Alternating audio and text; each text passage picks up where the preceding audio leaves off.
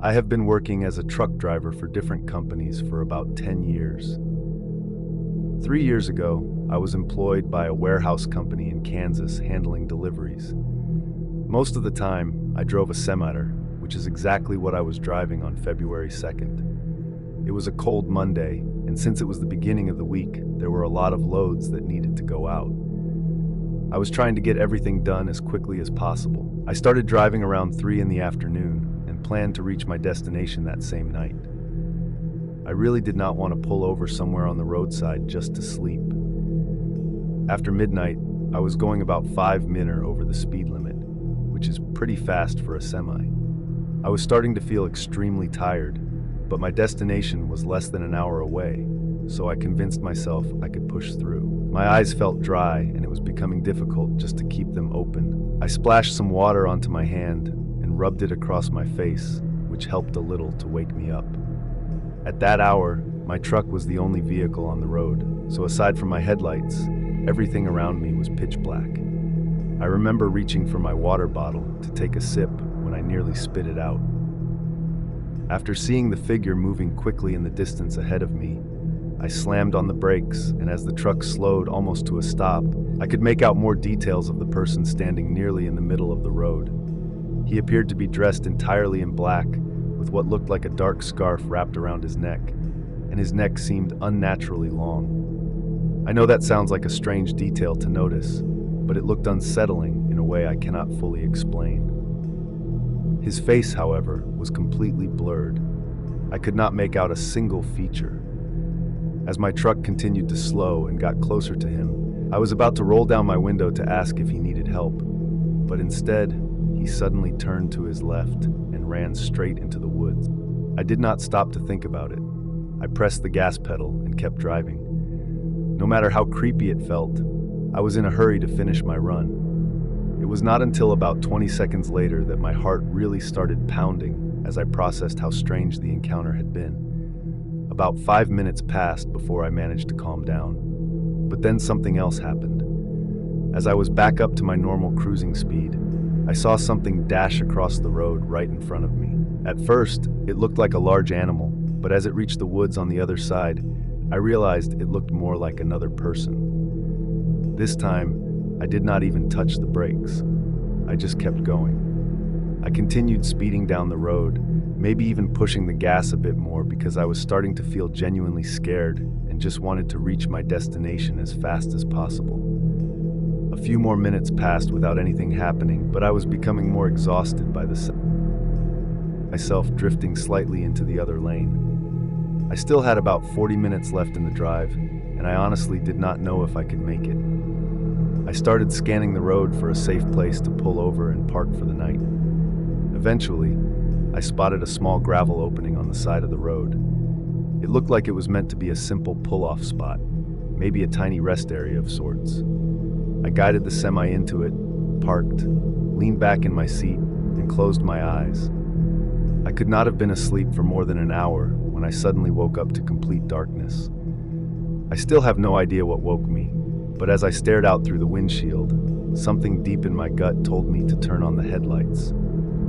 I reached for the knob, and the lights flooded the area in front of my truck. That was when I saw it. There was someone standing directly in front of the truck. It was the same man with the black scarf I had seen earlier on the road. This time, I could see his face much more clearly. He was wearing an unnaturally wide smile, and his eyes were stretched open as far as they could go. He was staring straight at me through the windshield. I immediately started the truck and pulled out of that clearing as fast as I could. My mind was racing. I could not understand how he could have possibly traveled 10 miles from the last place I had seen him. I did not stop again for the rest of the night until I finally reached my destination. Once there, I parked in the lot, fell asleep almost instantly, and woke up early the next morning. The only explanation I could come up with was that my exhaustion had caused my mind to play tricks on me after seeing strange things all night. Still, I have never heard of hallucinations being that clear and horrifying. That is the part that continues to confuse me and genuinely scare me to this day. Before I landed an office job in the city, I worked as a UPS driver for about 2 years. The pay was solid, and for the most part, I actually enjoyed the work. That said, there were definitely some uncomfortable moments. This happened back in 2010, about 2 years after I had graduated from college. At the time, I was working the 11 to 7 shift on a Thursday.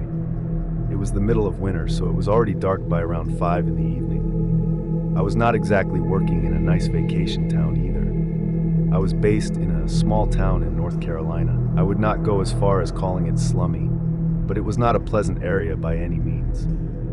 I delivered packages in that same town pretty often. The layout of the housing there was strange.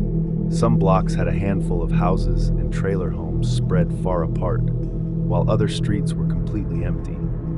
Because everything was so spread out, there were fewer deliveries overall, but each one took longer than it would in a typical suburban or city neighborhood. All of the deliveries were marked on a map, so I could plan a more efficient route instead of driving around aimlessly.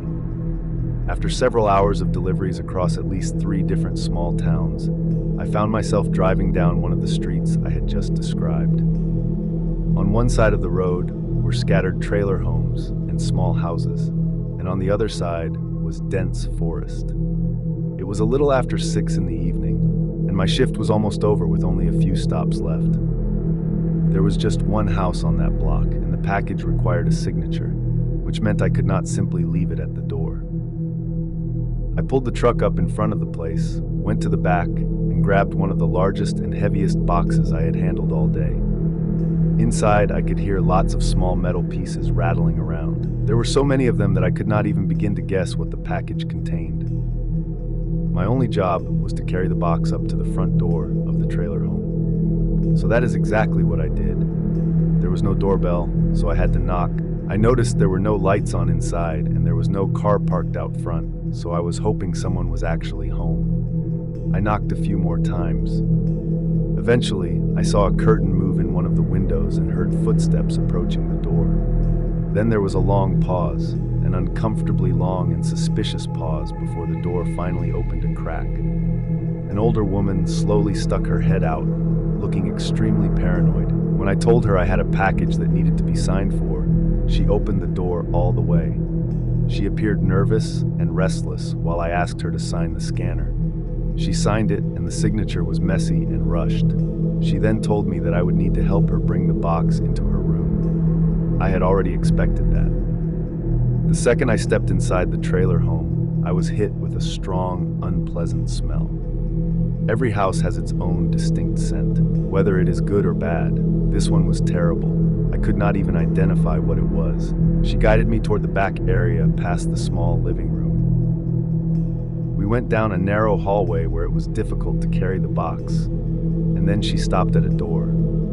She opened it and told me to place the box into the closet at the back of the room. I asked her to turn on the light.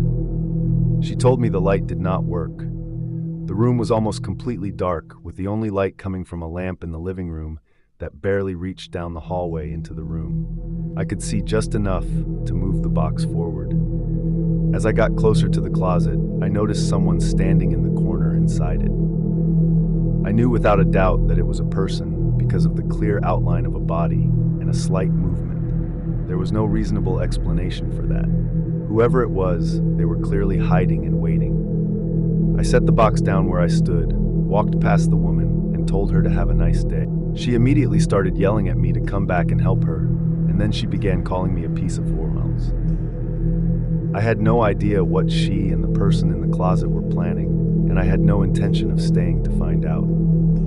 I finished the rest of my route and went home that night, and that experience marked the beginning of my search for a newer and better job.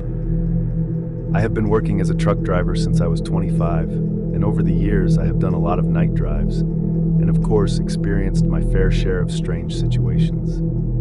I delivered for a variety of different companies, often driving across state lines to drop off shipments at receiving companies or retail stores. One day I had to drive all the way across California to deliver a trailer full of wooden furniture. Much of the route went through open desert roads. It was going to be a long drive, and since I had started the day late, I knew that most of my journey would be in the dark. Because these desert roads are so straight and traffic is usually light, it allowed me to push the truck a little faster than I would on other roads. That meant when I spotted the flashing taillights of a car on the horizon, I had to brake harder than usual to bring the truck to a stop once I reached it. It turned out to be an old Chevy Impala parked on the side of the dirt road. The car had its hazards on. I got out of my truck because I wanted to check if anyone needed help. I walked over and tapped on the window, but there was no response. I bent down to look inside through the tinted glass. There was no one in the driver's seat, and I checked the other 3 seats as well. The car was completely empty. I then looked out into the dark desert road ahead, though I could only see about 20 yards in front of me. Feeling unusually helpful that night, I returned to my truck and grabbed a flashlight from the toolbox under the passenger seat. It was a heavy-duty tactical flashlight, the kind so bright it would hurt your eyes if you looked straight at it. When I turned it on, I saw what appeared to be an abandoned gas station on the side of the road. I must have missed it earlier because the area around the pumps was mostly dirt with no concrete at all. There were just 2 gas pumps, and behind them was a small building, likely a quick stop store at one point. It seemed reasonable to assume that if anyone had been driving that car, they would be in that building. I approached the front door, which was permanently stuck open, and shone the flashlight inside. It lit up a good portion of the interior, which looked like a typical convenience store you would find at many gas stations, or at least it used to be. It was no surprise the place hadn't lasted long on a road like this. I called out to let anyone inside know I was there, and that I was offering help. The faint echo of my voice in the room sent chills down my spine for some reason. Then I heard something scrape across the floor on the opposite side of the room behind a few shelves that probably once held snacks and drinks. I called out again, offering assistance if it was needed. That's when I heard a deep, heavy whisper respond. I immediately understood what was said, but I couldn't comprehend why anyone would say that. At the same time, I could hear heavy breathing coming from a corner of the room. That was more than enough to make me want to get the hell out of there as fast as possible. On my way back to the truck, I froze for at least 5 seconds trying to process what I had just heard. I wasn't sure if any of it was real. It's hard to explain, but my mind was racing. I ran back to my truck and called 911 because I was too scared to return to the building. They asked for my exact location, but I couldn't provide it. All I could say was that I was by an abandoned gas station somewhere along a desert road. They asked me to stay on the line to give more details, but then suddenly the car parked in front of me started up and sped down the desert road. I didn't even see anyone get into it. It was so dark and I was too focused on the call. I ran back toward the building to see if anyone was still inside, keeping 911 on the line the whole time. I moved toward the back of the building where I had heard the voice and breathing. To my horror, there was a fresh pool of blood on the floor. I could only imagine what had happened. I told the operator that I believed I had stumbled onto a crime scene. Eventually, the state police were able to send several troopers to investigate. They asked for any information I could provide, a license plate number, a description of the suspect, and what I thought had occurred. All I could say was that it was a black Chevy Impala from the early 2000s, and that I had heard a man tell me to leave before a woman screamed as they left the building. There was no body, but I had my suspicions about what might have happened. I'm sure the troopers collected blood samples and carried out an investigation, but I wasn't able to help much beyond what I had seen. At the time, I didn't have a dash cam to capture the license plate, but I made sure to install one in my truck the very next week. This was one of those rare, once-in-a-lifetime experiences that will stay with me and continue